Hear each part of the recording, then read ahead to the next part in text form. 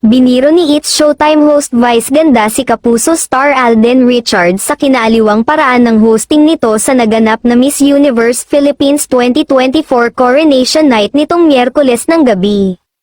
Nag-ugat ang biro nang matakot si Vice sa pagkakasabi ng searcher na si Shane sa segment ng noontime show na It's Showtime na especially for you nang bakit sa pick-up line ng isang searchy.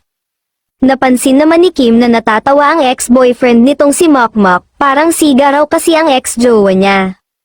Parang pag-boyfriend ka niya, tapos natahimik ka, sasabihin mo, anong problema, ani Vice at kunwari ay kausap si Jong. Hirit pa ni Vice, parang si Alden sa MUPH kahapon, galit si Alden kahapon diba? Hi Alden, bati naman ni Vice sa aktor, matatanda ang isa sa mga trending topic sa nagdaang Coronation Night ang tila pasiga at galit daw na pagtawag ni Alden sa kinakatawang lugar ng mga kandidata na pasok sa top.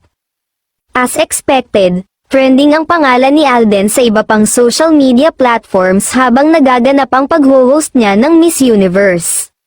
Nakatutok ang fans ni Alden sa livestream ng pageant at panay post nila ng positive comments. Puring-puri ng mga fanny ang looks at husay ng Asia's multimedia stars sa pag-host, hasang-hasa umano na siya sa Eat Bulaga, Sunday noontime shows, at talent search competitions ng Kapuso. May iba naman dapat isalang sa Showtime para matuto ng tamang hosting, say ng madlang people. Sa ngayon ay wala pang tugon, reaksyon, o pahayag si Alden patungkol dito.